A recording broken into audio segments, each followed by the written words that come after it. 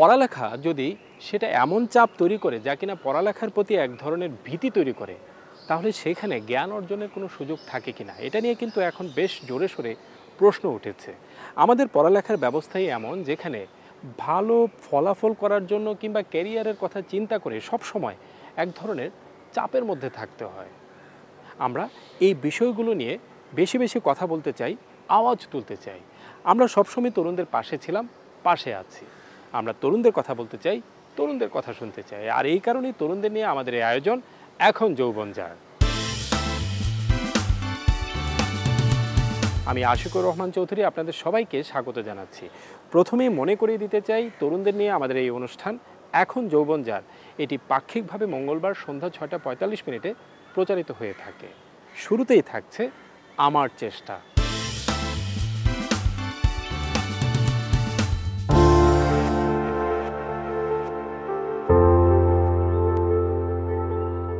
আমার ছোটবেলা থেকে ইংলিশ সাবজেক্টটা খুব প্রিয় ছিল। লেখালেখি শুরু করি টিন ফিকশন দিয়ে। আমার ফ্যামিলির যে যত প্রকার আর্থিক যত প্রকার প্রয়োজনীয়তা আছে আমি সম্পূর্ণ নিজে মিট করছি। কেবল স্কুলের গণ্ডি পার হওয়া একজন লামিয়া, যাকে কিনা অ্যামাজনের মতো বিখ্যাত অনলাইন প্ল্যাটফর্ম নিয়মিত লেখক হিসাবে মনোনীত করেছে। তার লেখা গল্প পড়ার জন্য বিদেশের পাঠকরা অপেক্ষায় থাকেন। আমরা সেই লামিয়াকে খুঁজে পেয়েছি, কিন্তু তাকে খুঁজে পেয়ে তার যে জীবনের গল্প আমরা শুনেছি সেটা আমাদের কাছে আরেক বিস্ময়। এইটুকু বয়সে সে তার বাবাকে হারিয়ে গোটা সংসারের হাল একাই ধরেছে আন্তর্জাতিক এসব প্ল্যাটফর্মে লেখালেখির মাধ্যমে।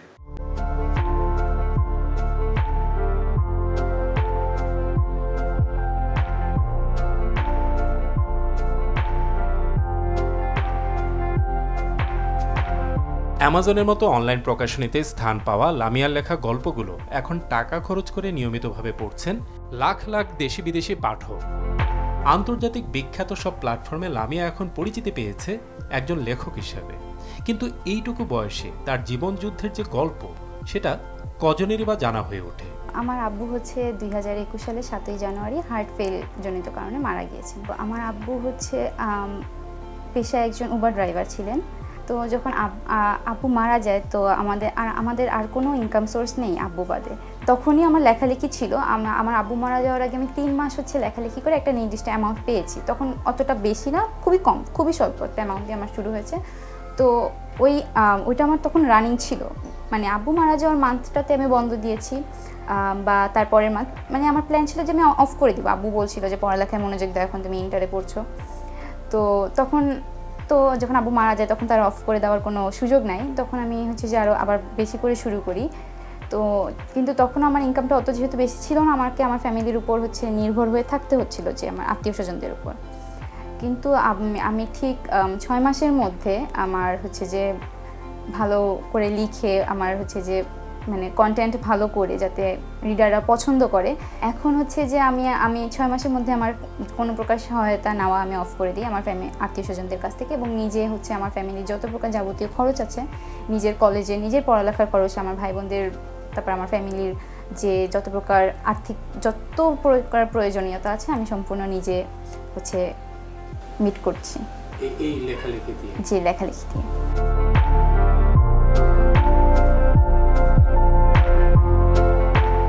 অর্থাৎ লড়াই চালিয়ে যাওয়ার অদম্য মানসিক শক্তি লামিয়াকে আজ এই পর্যায়ে নিয়ে গেছে।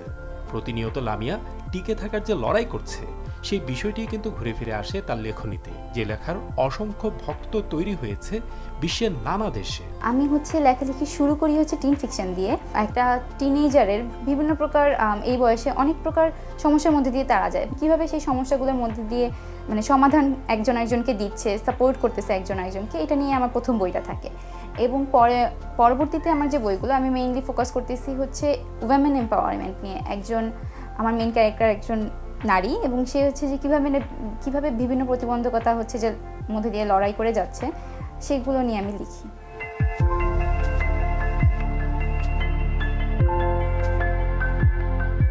গুড নোভেলের মতো আন্তর্জাতিক লেখকদের বিখ্যাত প্ল্যাটফর্মে বাংলাদেশ থেকে একজন লেখক হিসেবে মনোনীত হওয়া, সেখান থেকে লেখাগুলো অ্যামাজনের মতো অনলাইন প্রকাশনীতে স্থান পাওয়া এবং সারা বিশ্বে সেই লেখাগুলোর লক্ষ লক্ষ পাঠক তৈরি হওয়া, এই সব কিছুকেই লামিয়া সম্ভব করেছে তার মেধা দিয়ে, তাও আবার এত কম বয়সে? 2020 সালে এসএসসির পরে করোনাকালীন সময়ে হচ্ছে যে যখন সবাই ঘরে বন্দি, তো আমি হচ্ছে মানে কোনোভাবেই নিজের বোর্ডম আর কাটাতে পারছিলাম না বই পড়ে বা বিভিন্ন শো দেখে। তো তখন হচ্ছে হঠাৎ করে মাথায় বুদ্ধি আসে যে অনেক তো বই পড়লাম, এখন একটু লেখা শুরু করি, যেহেতু বোর্ডম কাটাতে হবে নতুন কিছু করে। তো আমি তখন একটা ফ্রি প্ল্যাটফর্ম, যেখানে হচ্ছে কোনো মানে বই পড়তে টাকা লাগে না বা যারা লিখে তাদেরকে কোনো টাকা দেওয়া হয় না, এমন একটা প্ল্যাটফর্মে আমি লেখালেখি শুরু করি সম্পূর্ণ শখের বশে এবং সময় কাটানোর নিয়ে। তো তখন হচ্ছে যে হঠাৎ করে 7-8 দিনের মধ্যে আমার বই অনেক ফেমাস হয়ে যায়, খুব রিডারদের কাছে খুব রিচ করে, অনেক বেশি সাপোর্ট পাই আমি 6-7 দিনের মধ্যে। এবং 15 থেকে 20 দিনের মধ্যে আমার বইটা হচ্ছে ফ্রি প্ল্যাটফর্মে ফিচার পায়, যে মানে ফ্রন্ট পেজে হচ্ছে দেখানো হয় যে একটা বই আছে। তো সেখান থেকে বিভিন্ন বাইরের কোম্পানিরা, যারা হচ্ছে পেইড কোম্পানি, যারা হচ্ছে টাকা দেয়, তারা হচ্ছে আমি তাদের নজরে চলে আসি এবং তারা আমাকে ইমেইল করে। আমি এমন কমপক্ষে 7 থেকে 8টা কোম্পানি থেকে অফার পাই যে তারা আমাকে তাদের কোম্পানির পেইড অথর হিসেবে নিতে চাচ্ছে। আমি হচ্ছে এইটাতে এভাবেই করে আমি এই কোম্পানিতে গুড নোভেলে হচ্ছে লেখার সুযোগ পেয়েছি। এবং গুড নোভেল কোম্পানি, আমি হচ্ছে তাদের সাথে যে কন্ট্রাক্টে যুক্ত আছি, সেই কন্ট্রাক্টের মাধ্যমে তারা আমার বই কিন্ডেল এবং অ্যামাজনের মতো বড় ইন্টারন্যাশনাল প্ল্যাটফর্মেও তারা আমার বই হচ্ছে পাবলিশ করেছে।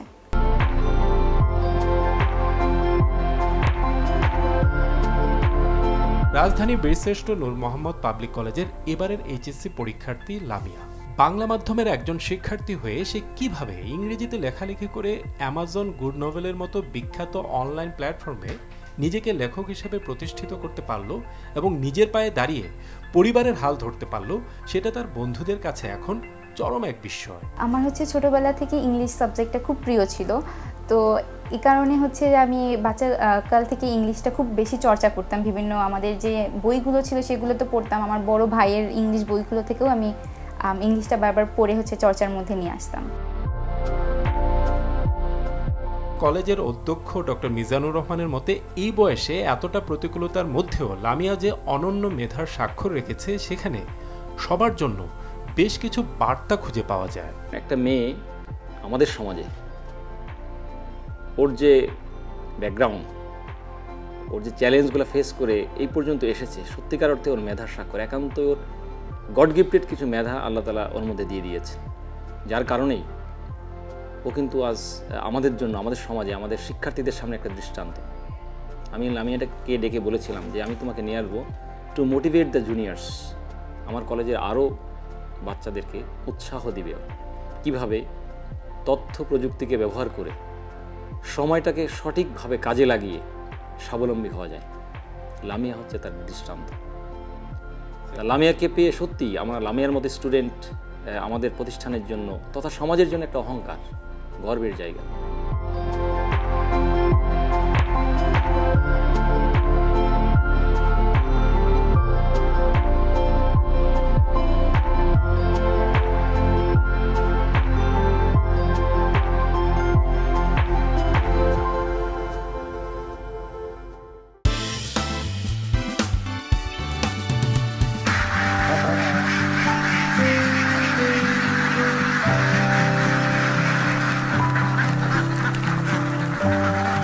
জীবনে প্রতিষ্ঠিত হওয়ার জন্য তরুণরা কতভাবেই না চেষ্টা করে থাকে।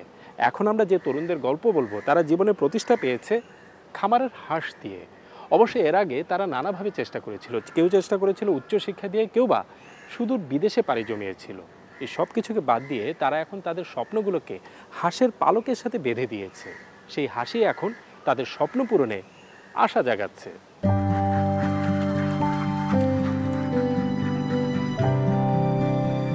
প্রতিদিন হাঁসের এমন দল বেঁধে ছুটে চলা দেখতে দেখতে হিমেলের কত কি মনে পড়ে যায়। ছোট্টবেলায় মুক্ত হাঁসের মতোই হিমেল ছুটে বেড়াতেন গ্রামের আনাচে কানাচে। সেটা তো ছিল ছোটবেলা, কিন্তু জীবন কি আর সবসময় এভাবে কেটে যায়? যায় না, মুখোমুখি হতে হয় কঠিন বাস্তবতা।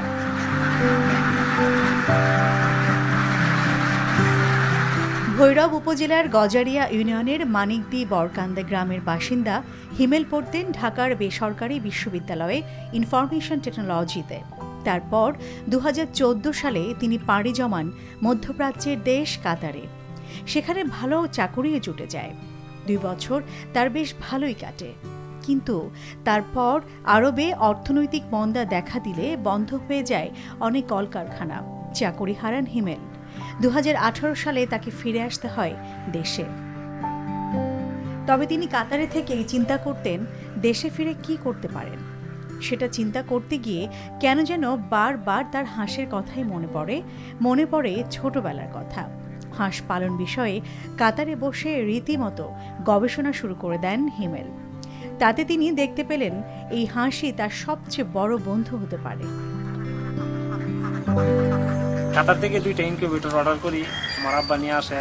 আইসা পরে আমি কাতার থেকে আসার পরে ইনকিউবেটরগুলো সেট করার পরে প্রথম অবস্থায় পরীক্ষামূলকভাবে আমি 100 ডিম দিই বাচ্চার জন্য। তো দেখা যাচ্ছে 28 দিন পরে বাচ্চা বাইরেছে, আমার 60টা বাচ্চা বাইরেছে, আর বাকিগুলো নষ্ট হয়ে গেছে। কারণ যেহেতু আমি অভিজ্ঞতা সম্পন্ন না, কারণ বিভিন্ন ইউটিউব চ্যানেল থেকে এগুলো আমি স্টাডি করতাম। তারপরে 60টা বাচ্চা লালন পালন করতেছি, দেখা যাইতেছে মাশাআল্লাহ মানে ভালোই আমি রেজাল্ট পাইতেছি। যা 60 হাঁসি দেখা যাইতেছে বাইরে খাইতেছে, আমার কোনো খরচ হইতেছে না, পুরোটাই আমি বলতে গেলে লাভ। তাই চিন্তা করলাম কিছু হাঁসের বাচ্চা উঠাই। তার প্রথম অবস্থায় আমি 600 বাচ্চা উঠাইলাম। 600 বাচ্চা উঠায় 2 মাস 18 দিন লালন পালন করছি। 2 মাস 19 দিনের দিকে হাঁসের বাচ্চাগুলো বিক্রি করে দিয়েছি। তো বিক্রি করাতে দেখা যাইতেছে আমার 58,000 টাকার মতো খরচ হয়েছে, কিন্তু মাশাআল্লাহ লাভ হয়েছে আমার 70,000 টাকার মতো। 70,000 টাকা লাভ হয়েছে প্রথম সালানি। তাই চিন্তা করলাম বড় করে করি। তৃতীয়বার ইনশাল্লাহ 5,000 বাচ্চা উঠেছে একবারে। কারণ দেখছি পরিবেশের সাথে এগুলো খুব সামঞ্জস্যপূর্ণ এবং ভালো ইনকাম করা যাবে। 5,000 বাচ্চা উঠায় 4,000 বাচ্চা বিক্রি করে দিয়েছি আমরা 2 থেকে 2.5 মাস বয়সে। আর বাকি 1,000 মতো হাঁস আমি নিজে রাখছি ডিম পাড়ার জন্য। এগুলো ইনশাল্লাহ ডিম দেওয়া শুরু করছে। আর যে 4,000 বিক্রি করছে এগুলো তো আনুমানিক আমাদের প্রায় 3 লক্ষ টাকার মতো ইনশাল্লাহ লাভবান হয়েছে।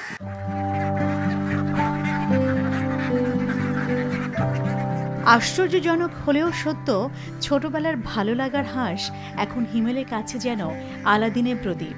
বছরে হাঁস পালনে হিমেলের এখন মোট মুনাফা 16 থেকে 20 লাখ টাকা। কেবল এক হিমেলই নয়, এত সম্ভাবনা যেখানে, সেখানে অন্যরাও কি আর বসে থাকতে পারে?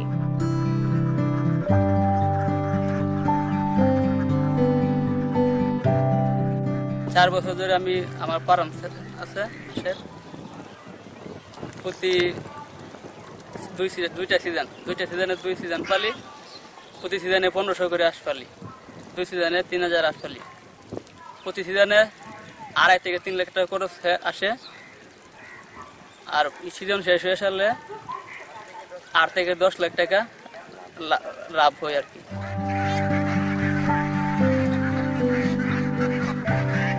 ভৈরবের তরুণরা হাঁস পালনে যে এতটা লাভের দেখা পাচ্ছেন, সেখানে আছে কিছু বাস্তব কারণ।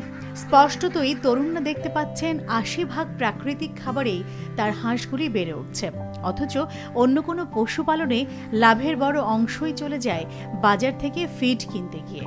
হাঁসটা আমার পরিবেশের সাথে সামঞ্জস্যপূর্ণ, যেহেতু পাশে নদী আছে, আওয়ার আছে, শামুক আছে, পরে ধান কাটার সময় ধান পাওয়া যায়, পোকামাকড় আছে। প্রাকৃতিক আধারের উপরে প্রায় 80% আমি ডিপেন্ড করতে পারি। তাই হাঁসের দিকেই আমার মন ঝুঁকছে। ভৈরবের মতো প্রতিটি অঞ্চলেই কোনো না কোনো দিক থেকে সম্ভাবনা লুকিয়ে থাকে, যা খুঁজে দেখার দায়িত্ব এলাকার তরুণদের, যে কাজটি ভৈরবের তরুণরা করেছে।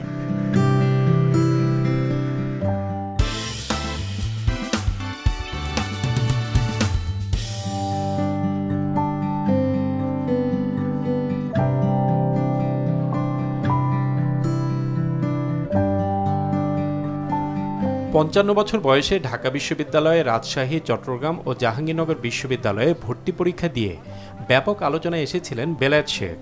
শেষমেশ তিনি উত্তীর্ণ হতে পারলেন রাজশাহীর বরেন্দ্র বিশ্ববিদ্যালয়ের সাংবাদিকতা বিভাগে।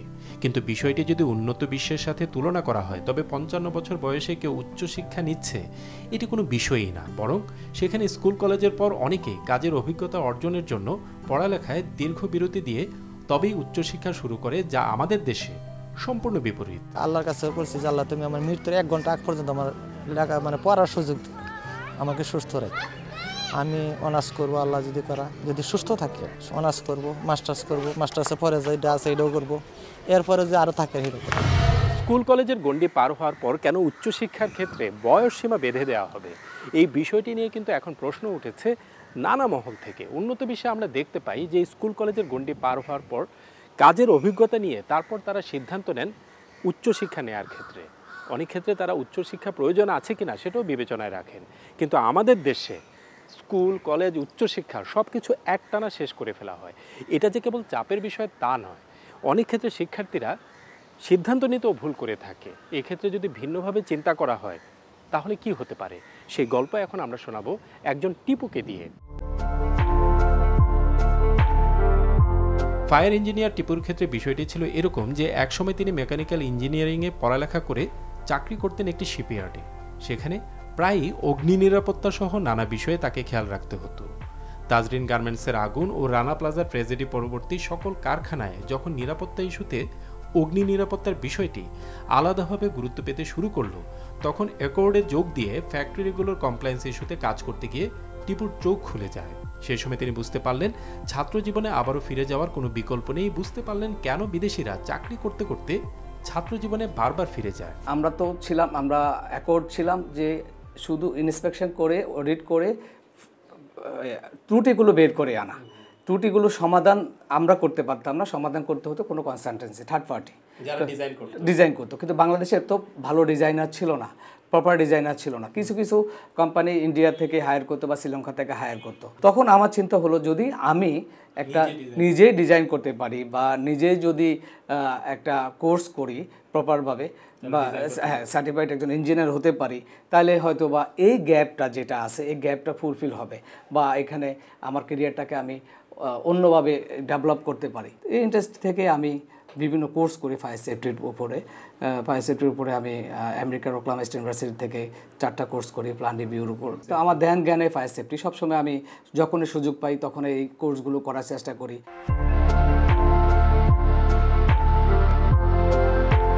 একসময় তিনি অ্যাকর্ডের হয়ে কেবল ফ্যাক্টরিগুলো পরিদর্শন করতেন আর ত্রুটি খুঁজে পেতেন, কিন্তু এখন তিনি সেই ত্রুটি যেন না হয় সেই লক্ষ্যে নিজেই অগ্নি নিরাপত্তা নিয়ে পরামর্শক হিসাবে কাজ করছেন অসংখ্য কারখানার সাথে। এটা করতে গিয়ে তাকে চাকরির ফাঁকে পড়ালেখা করে প্রতিষ্ঠিত ফায়ার ইঞ্জিনিয়ার হতে হয়েছে। নতুন করে ছাত্র জীবনে ফিরে গিয়ে তিনি এমন কিছু সার্টিফিকেট প্রয়োজন বুঝে অর্জন করেছেন যা তার আগের ছাত্র জীবনের যে কোনো সার্টিফিকেটের চেয়ে অনেক বেশি দামি। সার্টিফাইড ফায়ার প্রোটেকশন স্পেশালিস্ট এটা হচ্ছে আমেরিকাতে এই সার্টিফিকেশন বা বাইরের এই সার্টিফিকেশন যথেষ্ট মূল্যায়ন করা হয়। আমাদের দেশে এটার মূল্যায়ন এখনও তৈরি হয়নি, তবে কিছু কিছু যারা জানেন, যারা বাইরের সাথে পড়াশোনা করছে বা যারা অ্যাকর্ডের সাথে কাজ করছে, তারা এই সার্টিফিকেটের গুরুত্ব বুঝে আর গুরুত্ব বুঝে বলেই আমাকে তারা হায়ার করতেছে। এই সার্টিফিকেট আপনি কিভাবে পেলেন? এটা হচ্ছে আমরা national fire protection association America, ওদের সাথে কথা বলি। কথা বলার পরে ওরা আমাদেরকে কোর্স করায়। আমরা 3 মাসের কোর্স করার পরে পরীক্ষা দিই। পরীক্ষা দেওয়ার পরে ওরা আমাদেরকে সার্টিফিকেশনটা প্রোভাইড করে।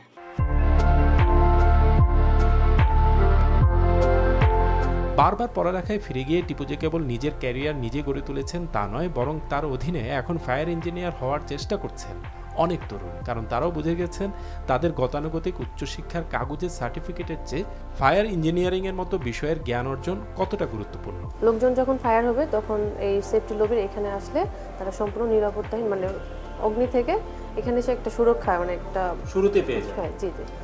আর এগুলো হচ্ছে স্প্রিংলার। যখন ফ্লোরে কখন ফায়ার হবে তখন স্প্রিংলারগুলো ব্রাস্ট হয়ে মানে পানি দিয়ে আগুনটাকে ভেনিশ করে দেবে। এইখানকার নতুন কাজ ফায়ার সেফটি প্ল্যান, তো এই কাজ দেখে খুব মানে নিজের কাছে খুব প্রাউড ফিল মনে হয় যে না, আমাদের দেশে এরকম একটা সেক্টর আছে, খুব ভালো একটা সেক্টর। তো এই না, আগে এই সম্বন্ধে আমাদের কোনো আইডিয়াই ছিল না। বাংলাদেশে কিন্তু প্রতিনিয়ত আপনি দেখবেন যে প্রাইভেট বিশ্ববিদ্যালয় গড়ে উঠতেছে। তো সেই ক্ষেত্রে প্রাইভেট বিশ্ববিদ্যালয়ে নতুন একটা ফায়ারের যদি ডিপার্টমেন্ট থাকে তাহলে দক্ষ একটা জনবল কিন্তু সৃষ্টি হবে ফায়ারের এই ফিল্ড থেকেই। হ্যাঁ, মার্কেটে প্রচুর চাহিদা আছে ফায়ার।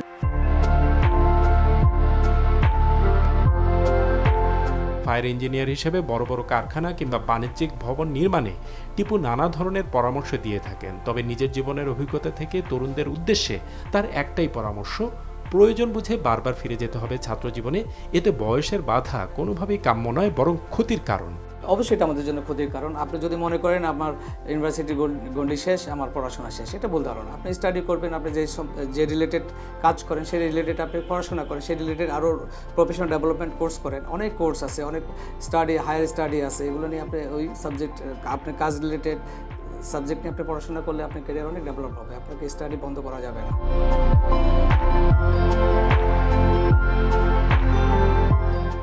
এই পর্যায়ে থাকছে দেশে দেশে তারুণ্য।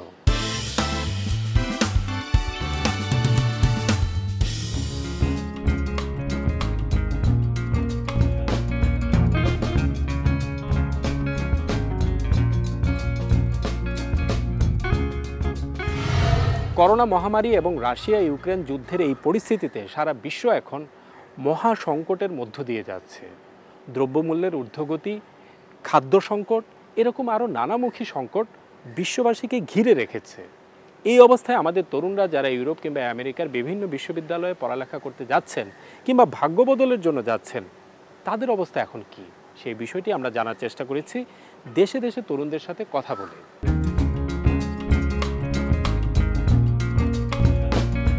ইংল্যান্ডের এক জরিপেই বিষয়টি এসেছে। করোনার এবং রাশিয়া ইউক্রেন যুদ্ধের প্রেক্ষাপটে অর্থনৈতিক সংকটে যেভাবে সবকিছুর দাম বাড়ছে, তাতে আয়ের সাথে ব্যয় সামঞ্জস্য রাখার জন্য ব্রিটিশদের অনেকেই একবেলা খাবার কম খাচ্ছেন।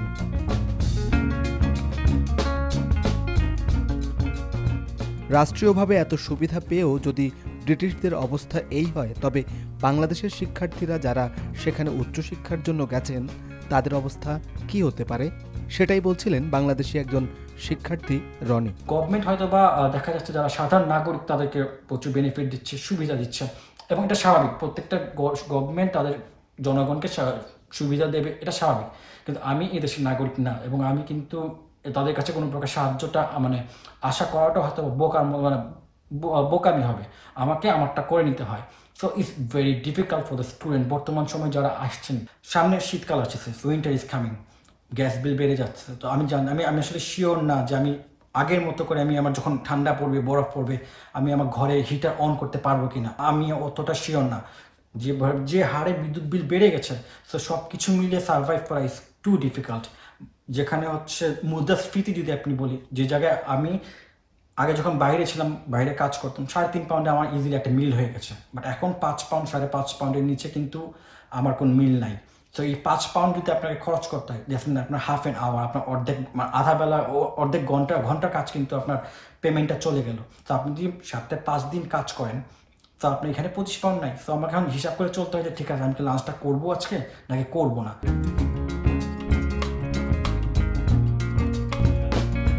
আউট অফ স্কুল বা আউট অফ স্কুল নামে ম্যানচেস্টারে একটি কমিউনিটি সংগঠন পরিচালনা করেন মুরাদ চৌধুরী, যিনি তার কাজের ধরনের কারণেই শিক্ষার্থীদের বর্তমান এই সমস্যাটি খুব কাছ থেকে দেখছেন। সব কিছু, বাসার বিল থেকে শুরু করে সব কিছু, এখন একটা ভাড়া যদি একটা বাসায় থাকে, নর্মালি যদি একটা বাসার ভাড়া হয় 400 পাউন্ড, সেই বাসার ভাড়া বেড়ে গেছে 600 পাউন্ডে। এইগুলা একটা স্টুডেন্টের জন্য অনেক। হয়তোবা সে বাজেট করে গেছে যে আমার একটা কোর্স হয়তোবা 2 বছরে বা 3 বছরে হবে, আমি সেটাকে এই বাজেটের মধ্যে আমি করব, শেষ করতে হবে। কিন্তু এই রিসেন্টলি ক্রাইসিসের জন্য তারা দেখা যাচ্ছে খুব স্ট্রাগল করতেছে, একটা জব জায়গায় দুটো করতে হচ্ছে। আর যারা স্টুডেন্ট ভিসায় যাচ্ছে তাদের একটা জিনিস আছে যে ওদের একটা রিস্ট্রিকশন আছে কত ঘন্টা কাজ করতে পারবে। তো হয়তোবা ওদেরকে বলতেছে যে তোমার ভিসার অ্যালাউ করছে তোমাকে 18 আওয়ার্স তুমি কাজ করতে পারবা, কিন্তু সেখানে সে এক কাজে কুলাচ্ছে না, তাকে আরেকটা জব খুঁজতে হচ্ছে। তো এটাও একটা ও যারা করতেছে শুধু মেল্টেন প্যাশন না, যদি সে আরেকটা কাজে যায় ইলিগেলি সে কাজটা করতেছে, তখন হয় কি যদি ধরা পড়ে যে সে কাজ করতেছে, তো তার ভিসাটা এভোক হয়ে যাচ্ছে।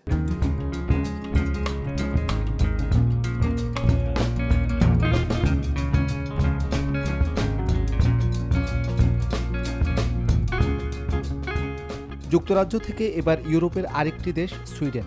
পাশের দেশ হওয়ায় রাশিয়া ইউক্রেন যুদ্ধের নানা প্রভাব দেশটিতে এখন স্পষ্ট। সুইডেনে পড়ালেখা শেষে আইটি সেক্টরে কাজ করছেন কবির।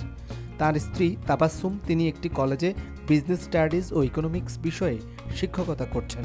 কবির তাবাসসুম দম্পতির মতে সুইডেনের এমন পরিস্থিতি তারা কেন সুইডিশরাও স্মরণকালের মধ্যে দেখেননি। আমাদের যে ইনফ্লেশন রেট সেটা খুবই হাই এখন সুইডেনে, গত 30 বছরের মধ্যে সবচেয়ে বেশি হাই এখন, সেটা 9% অ্যারাউন্ড। এটা একটা ইকোনমির জন্য কখনোই ভালো না। আর যদি সুইডেনকে ধরা হয় যেখানে ইকোনমি খুবই স্টেবল বলা হয় বা সাউন্ড ইকোনমি, সেটার জন্য তো অবশ্যই থ্রেটফুল যে এত হাই ইনফ্লেশন রেট। সুইডেন ছাড়াও আরও কয়েকটি দেশে যারা হয়তো আমরা বাচ্চাদের জন্য একটা প্যারেন্টাল লিভ থাকলে আমরা সেখানে টাকা পাই, বাচ্চাদের জন্য একটা টাকা সার্টেন অ্যামাউন্ট প্রতি মাসে আমরা গভর্নমেন্ট থেকে পাচ্ছি। তারপর যাদের কাজ নেই, তাদের কাজ না থাকার কারণে সেখানে গভর্নমেন্টের কাছ থেকে বা বিভিন্ন ইন্স্যুরেন্স কোম্পানি থেকে যারা আমরা একটা সার্টেন অ্যামাউন্ট পাচ্ছি, সেটা হয়তো আমরা কিছুদিন সার্ভাইভ করতে পারবো। কিন্তু প্রবলেমটা হচ্ছে এই অ্যামাউন্টটা নিয়েই তো আমরা দিন যাপন করছি। সো আমাদের যে প্ল্যান ছিল, সেটা ওইটার সাথে এখনও এফেক্ট করছে না, এই কারণে যেহেতু ওইটা ধরেই আমরা জীবনযাপন করছি। কিন্তু যদি দ্রব্যমূল্যের বৃদ্ধি হতে থাকে তাহলে এই টাকাটা তো আর বৃদ্ধি হবে না। সরকার হয়তো এখন সেই টাকাটা বৃদ্ধি করবে না, যেটা আমরা সার্ভাইভ করতে সুবিধা হবে। তো সেক্ষেত্রে আমার মনে হয় যদি জিনিসপত্রের দাম বাড়তে থাকে, সব কিছুই বাড়তে থাকে, তাহলে অবশ্যই সেটা এফেক্ট করবে।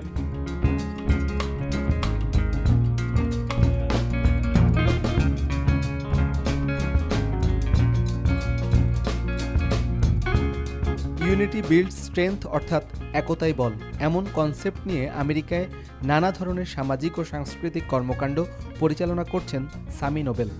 সামাজিক প্ল্যাটফর্ম ইউনিটি বিল্ডস স্ট্রেংথের কাজের একটি বিশেষ দিক তরুণদের একতাবদ্ধ রেখে তাদের সমস্যাগুলোর সমাধান খোঁজা।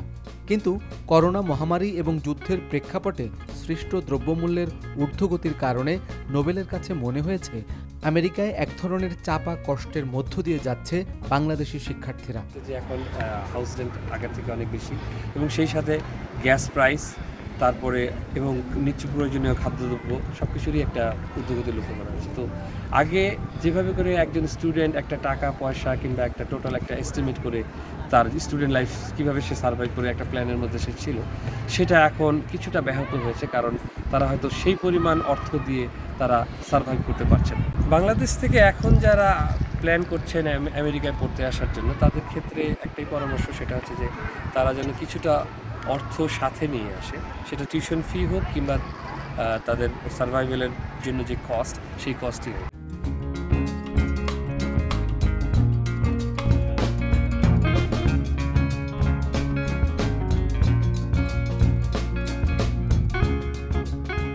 তাদের এই পরামর্শ অবশ্যই তরুণদের আমলে নেওয়া উচিত, যারা অনেক কিছু বিবেচনা না করেই পাড়ি জমাচ্ছেন উন্নত দেশগুলোতে।